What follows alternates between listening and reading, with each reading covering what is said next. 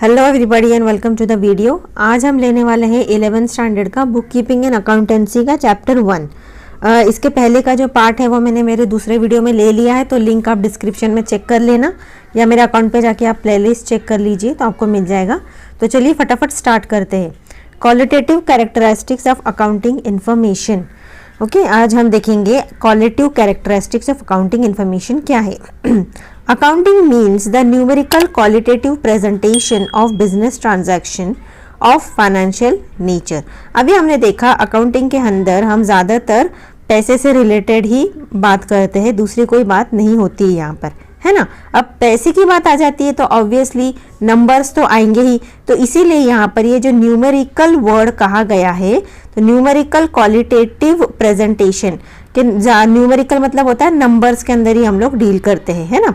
तो उसके numerical qualitative presentation of क्या, ऑफ बिजनेस ट्रांजैक्शन। ट्रांजैक्शन का मतलब मैंने आपको पहले भी बता दिया, जो भी हम लेन देन करते हैं पैसे से, ओके, मनी से रिलेटेड, फाइनेंस से रिलेटेड, तो उसे हम कहते हैं business transaction of financial nature. While recording accounting information in the books of accounts, जब हम हमारे जो बुक्स ऑफ अकाउंट्स होते हैं, ओके, जो बुक बनाते हैं जिसके अंदर हम सब ट्रांजैक्शन रिकॉर्ड करते हैं, तो we must observe the following qualitative characteristics of accounting. हमने कुछ बातों का ख्याल रखना बहुत ज़्यादा ज़रूरी है। वो क्या है, तो यहाँ पर उन्होंने देखिए एक चार्ट बनाया है, उसके अंदर बताया है, तो मैं चलिए देख लेते हैं क्या है। पहला है reliability of accounting information. Okay, reliable होना चाहिए, मतलब उसके ऊपर मैं पूरी तरह से भरोसा करके जो भी इंफॉर्मेशन अकाउंटिंग की रिकॉर्डिंग की गई है उसके ऊपर भरोसा करके मैं आगे के फ्यूचर डिसीजन लूंगी। तो इसीलिए जो भी अकाउंटिंग जो ट्रांजैक्शंस उसके अंदर लिखे गए हैं वो सही होना चाहिए, ओके, ताकि मैं उसके ऊपर रिलायबल रहूं, मतलब उस पर मैं डिपेंडेंट रहूं, है ना। Then relevance of accounting information सही होना चाहिए। Then understandability of accounting information. देखिए ये जो लैंग्वेज होती है ना, जो अकाउंटिंग के अंदर यूज़ की जाती है वो यूनिवर्सल होती है, मतलब दुनिया का किसी भी कोने का बंदा आएगा जो जिसने सीए अकाउंटिंग से रिलेटेड स्टडी किया है, या इनफैक्ट आपका भी अगर 12th हो जाएगा तो आप लोग भी समझ पाओगे, okay.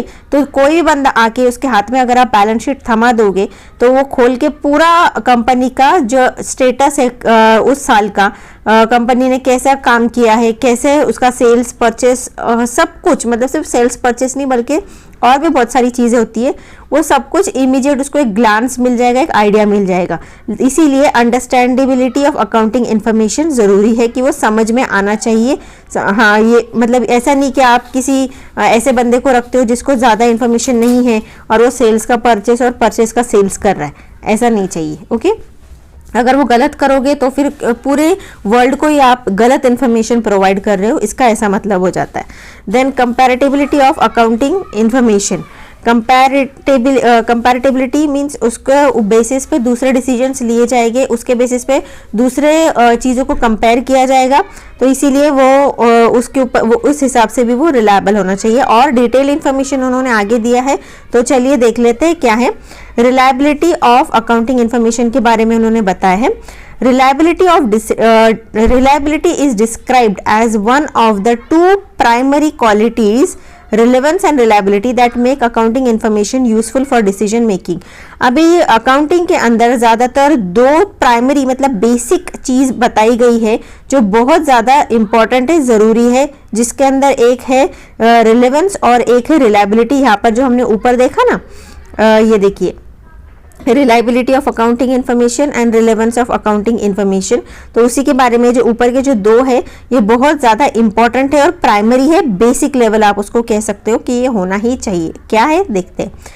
Reliable information is required to form judgements about the earning potential and financial position of a business firm. वही मैंने आपको जो बताया कि उसी के वो जो हमारे पास जो ब्यौरा आ जाएगा, जो पूरा का पूरा मटेरियल हमारे पास आ जाएगा, सब balance sheet, profit and loss account, सब कुछ जो आ जाएगा, उसके अंदर हम जजमेंट लगा सकते हैं कि हमने उतने साल में कितना प्रॉफिट अर्न किया, और अगर उतना पैसा हमने अर्न किया तो हम उसको कहाँ पर सही जगह पे उसको इन्वेस्ट कर सकते हैं ताकि हमारा बिजनेस और अच्छे से फ्लरिश करे और अच्छे से बढ़े, है ना। तो इसीलिए वो रिलायबल इन्फॉर्मेशन, सही इन्फॉर्मेशन होना चाहिए।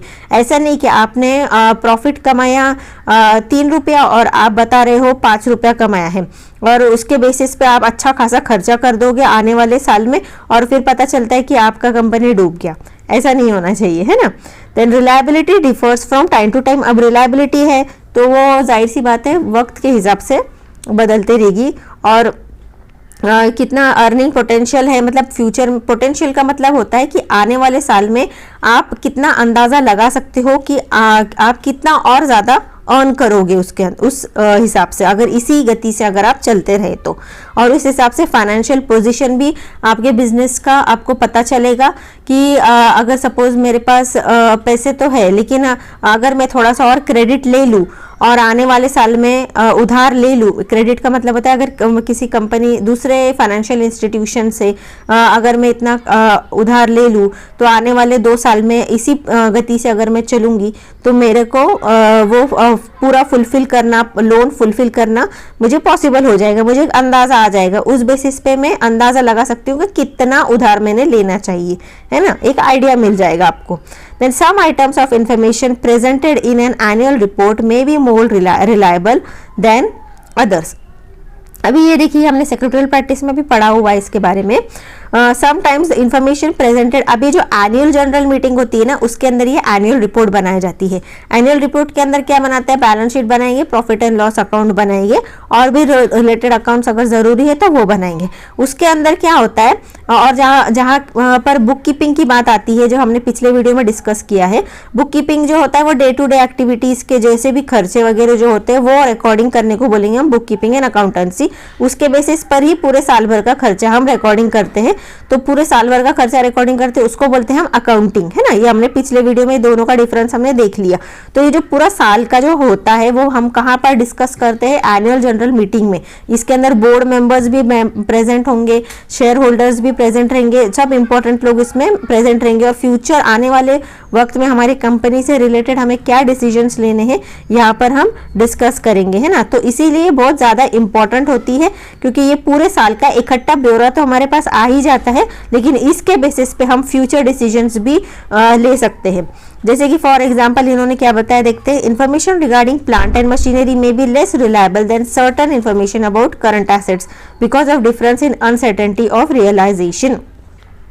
करंट एसेट्स के ऊपर देखिए डिप्रिसिएशन भी होता है ना। डिप्रिसिएशन का मतलब अभी अब मैंने प्लांट एंड मशीनरी तो ले लिया है, आज वो एकदम नया कोरा है, एकदम अच्छा है, तो उसका वैल्यूज लेकिन एक चीज़ बहुत अच्छे से आप समझ लीजिए, जब तक चीज़ शोरूम में होती है ना तब तक उसका भाव बहुत ज़्यादा होता है, लेकिन जैसे ही शोरूम से वो चीज़ निकल जाती है ना उसका भाव उसका 25% कम हो जाता है, ऐसा समझ लीजिए।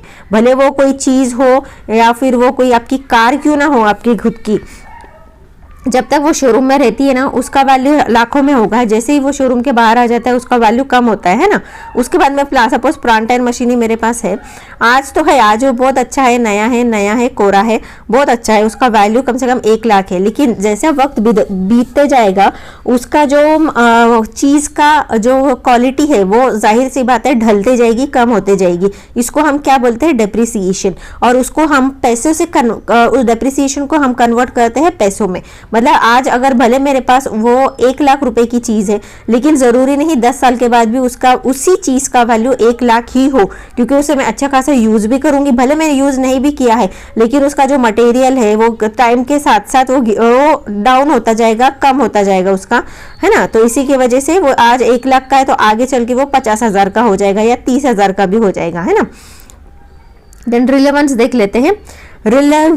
Relevance of the accounting information. Relevant accounting information must be capable of making a difference in a decision by helping users to form predictions about the outcome of past, present and future events or to confirm और correct expectation. मतलब देखिए अगर सही information होगी ना तो उसी के बेसिस पे हम अपना पास्ट का भी रिजल्ट देख सकते हैं कि हमने ऐसा क्या गलती की थी, क्या पास्ट में हमको इतना लॉस हुआ, या हमने क्या ऐसा अच्छे कदम उठाए थे कि पास्ट में हमको प्रॉफिट हुआ था, और आगे हमें क्या वो चीज़ करनी चाहिए या नहीं करनी चाहिए, ये हम उसके ऊपर डिपेंड होके, उन रिपोर्ट्स के ऊपर डिपेंड होके हम आगे भी फ्यूचर डिसीजन लेंगे, और एट प्रेजेंट भी हमें क्या कदम उठाना है वो भी हम उसी के ऊपर बेसिस पे डिसीजंस लेंगे। तो ये डिसीजन मेकिंग को हम क्या बोलेंगे, रिलेवेंस, है ना, relevant accounting. The accounting information related by the books of accounts and financial reports must be relevant मतलब सही होना चाहिए। Accounting information should not include unnecessary and irrelevant information. Accounts के अंदर स्पेशली आपको ये ध्यान रखना है कि जो चीज़ों की ज़रूरत नहीं है वो यहाँ मेंशन करने की ज़रूरत नहीं है, वो नहीं करना है। सिर्फ फाइनेंस से रिलेटेड, पैसों से रिलेटेड ही आप यहाँ पर ट्रांजैक्शन करेंगे। अगर वो उधार में कुछ लिया दिया गया हो तो करेंगे, उधार में भी समझो, ऐसे समझो वो पैसे आ ही जाते हैं फ्यूचर में, तो उससे आपकी कोई भी फैमिली प्रॉब्लम या बिजनेस से कोई आपका पर्सनल प्रॉब्लम या किसी बंदे से आपने झगड़ा कर दिया या किसी ने कुछ फ्रॉड कर दिया, ऐसी कोई भी चीज यहाँ पर डालनी नहीं है। सिर्फ पैसे से रिलेटेड, हाँ अगर कोई बंदा आके आपके यहाँ घोटाला करता है और आपको कुछ लॉस होता है तो वो उसका रिकॉर्डिंग आ जाएगा, लेकिन वो अच्छा है बुरा है कैसा है उसका रिकॉर्डिंग आपको यहाँ पर नहीं करना है। Okay, all the information is said to be relevant which would have changed the outcome of the business if disclosed। ऐसी इंफॉर्मेशन भी होनी चाहिए ओके जिससे अगर वो डिस्क्लोज हो जाए, मतलब दुनिया के सामने अगर वो दूसरे लोगों के सामने, जैसे कि सीक्रेट इन्फॉर्मेशन हो जाती है, बाहर अगर लीक हो जाए तो आपको भारी नुकसान भी पहुंच सकता है, ऐसी इंफॉर्मेशन भी उसमें होगी। All useful and related information must find a place in the books of account in the information must have timelessness, dedicative and feedback value। अब देखिए ज़्यादातर क्या होता है, जो सीक्रेट इन्फॉर्मेशन होते हैं ना, ये हमने सेक्रेटरियल प्रैक्टिस में भी पढ़ा है कि ये ज़्यादातर सेक्रेटरी को पता होता है और बोर्ड ऑफ डायरेक्टर्स को। बोर्ड ऑफ डायरेक्टर्स को भी सबको नहीं पता होता है, जो उससे रिलेटेड होते हैं उन्हीं को पता होता है ना। तो ये आप एसपी में जाके आप चेकआउट कर सकते हो। आगे देख लेते हैं understandability of the accounting information. Video थोड़ा लंबा हो रहा है मुझे पता है, लेकिन अगर आप प्लीज़ नए हैं मेरे अकाउंट पे तो सब्सक्राइब करना ना भूलिएगा, अपने दोस्तों के साथ ज़रूर शेयर करें और कमेंट ज़रूर करिएगा। मुझे आपके कमेंट्स देख के बहुत खुशी होती है और मुझे और ज़्यादा मोटिवेट होती हूँ मैं क्या और वीडियोस आपके लिए लाऊं। और कैसे लगा वीडियो ज़रूर कमेंट करें, एक लाइक ज़रूर कर दीजिएगा इस वीडियो को। चलिए आगे देखते हैं। Understandability of the accounting information क्या है? Understandability is the quality of information that enables users to perceive its significance. पहले तो ये कि वो जो लैंग्वेज है, अंडरस्टैंडेबिलिटी है, वो उसको समझ में तो आना चाहिए, है ना। हालांकि अगर आप सीए हो जाओगे या फिर आप इवन आपका 12th भी होता है तो आपको वो चीज़ समझ में आनी चाहिए, है ना। The benefits of information may be increased by making it more understandable hence useful to a wider circle of users. अभी आपके हिसाब से ये जो सर्कल होता है ना, मतलब ऐसा नहीं कि कोई भी चलते फिरते इंसान के हाथ में आप बैलेंस शीट थमा दो और वो आपको पूरा का पूरा बैलेंस शीट समझा के बोल देगा या कंपनी का हाल बता देगा। नहीं, ये ऐसा नहीं होगा। इसका मतलब ये हो जाएगा कि कोई भी बंदा जो एटलीस्ट 11th 12th हो गया है या बीकॉम हो गया है या सीए CS हो गया है, उनको एक आइडिया आता है कि हाथ में बैलेंस शीट लेते एक ग्लांस आ जाएगा कि कंपनी का एट प्रेजेंट स्टेटस उसका क्या है, उसको किन चीज़ों में बदलाव लाना चाहिए, वो किसी को भी समझ में आएगा जो कि कॉमर्स से रिलेटेड है। Okay, all understandable financial accounting information presents data that can be understood by users of the information and is expressed in a formal and with terminology adapted to the users range of understanding. वही है जो मैंने आपको बताया कि users range of understanding, आपकी range जो है, मतलब आपकी जो अंडरस्टैंडिंग है कब डेवलप होगी बैलेंस शीट समझने की, जब आपका एटलीस्ट ये जो बेसिक जो आप अकाउंटिंग में सीखने जा रहे हो, जब तक आपको उसका बेसिक ज्ञान नहीं आता तब तक आपको वो समझ में नहीं आएगा, है ना। तो इसीलिए आपको ये कॉमर्स करना और ये जो बेसिक चीज़ें पढ़ना बहुत ज़्यादा ज़रूरी है। और ये किसको फ़ायदा पहुंचेगा? ये इन्वेस्टर्स के लिए अच्छा है। गवर्नमेंट के जो है उसको तुरंत एक ग्लांस आ जाएगा, आइडिया आ जाएगा कंपनी के बारे में, है ना। क्या वो टैक्स भर रहा है, नहीं भर रहा है तो क्यों नहीं भर रहा है। ओके, देन कोई अगर आप कुछ उधार लेने जा रहे हो, उसको भी अगर आप अपने डॉक्यूमेंट्स बताओगे तो वो स्टडी करके बता देगा कि नहीं आगे चल के अगर इन्हें मैंने लोन दिया तो ये वापस रीपे कर पाएंगे नहीं कर पाएंगे, उसका एक आइडिया आ जाएगा, है ना। Then comparability of the accounting information देख लेते हैं। In making decision the decision maker will make comparisons among alternatives which is facilitated by financial information. अभी वही कंपैरिजन, मतलब सिंपल लैंग्वेज में कंपैरिजन का मतलब होता है कंपेयर करना, है ना, एक दूसरे से डिफरेंशिएट करना सिंपल वर्ड्स में। तो वही अगर आपके पास अगर बैलेंस शीट वगैरह आ गया, आपके रिपोर्ट्स आ गए, तो आप उसको कंपेयर करोगे। अगर आपके पास समझो दो कंपनीज आई है और उन दोनों के बैलेंस शीट्स आए हैं और आप सोच रहे हो किस में मैं इन्वेस्ट करूं, तो जाहिर सी बात है उनका पूरा साल का ये जो रिपोर्ट्स देखकर ही आप कंपेयर करोगे और जो आपको बेस्ट लगेगा आप उसमें ही इन्वेस्ट करोगे। कंपैरेटिबिलिटी implies to have like things reported in a similar fashion and unlike things reported differently. Information, if comparable, will assist the decision maker to determine relative financial strength and weaknesses and prospects for the future between two or more firms or between periods in a single firm। वही मैंने आपको जो बताया वही है। Then basic accounting terminology क्या है वो देखते हैं। कितना बड़ा है ये, ओके चलो, आई थिंक वीडियो काफ़ी लंबा हो गया, आप बोर हो जाओगे, है ना। तो अगर आपको आने वाला वीडियो देखना है तो डिस्क्रिप्शन में मैं आपको लिंक दे दूंगी, तो आप प्लेलिस्ट में जाके देख सकते हो अगर कंटिन्यूस वीडियो देखने हो तो, या फिर मेरे चैनल पे जाके देखिए। मैं आपको कोशिश करूंगी जल्दी से जल्दी ये भी सब्जेक्ट खत्म कर दूं। एसपी सेक्रेटरियल प्रैक्टिस हमारा पूरा हो गया है। ओके, अकाउंटिंग के मैंने पूरे आंसर्स भी दे दिए हैं, आप डिस्क्रिप्शन में जाके लिंक चेक कर लो। एक्सरसाइज जो पीछे दिए हुए एक्सरसाइज होती है उसके आंसर्स है। देन इकोनॉमिक्स के दे दिए हैं मैंने, आईटी इंफॉर्मेशन टेक्नोलॉजी के दे दिए हैं। ओके, इतने सब्जेक्ट्स का सब कुछ हो गया है। सेक्रेटरियल प्रैक्टिस पूरा एक्सप्लेनेशन हो गया है, आप जाके डिस्क्रिप्शन में लिंक चेक करो। और मैं आपको एक और बात बताना चाहती हूँ कि मेरी कुछ प्रोडक्ट्स है जो अमेजॉन इंडिया पे आपको मिलेंगे। आप वहाँ पर जाके RIDAHERBAL रीदा हर्बल नाम से आप वहाँ पर सर्च करिए अमेजॉन इंडिया पे, या फ्लिपकार्ट पे भी देख सकते हो।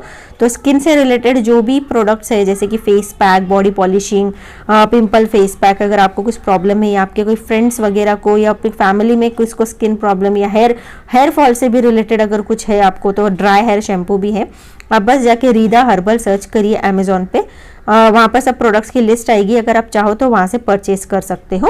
लिंक आपको चाहो तो डिस्क्रिप्शन में चेक कर लेना, मैं डाल दूंगी। तो चलिए bye bye, have a good day अब तक के लिए, और कमेंट ज़रूर कर दीजिएगा।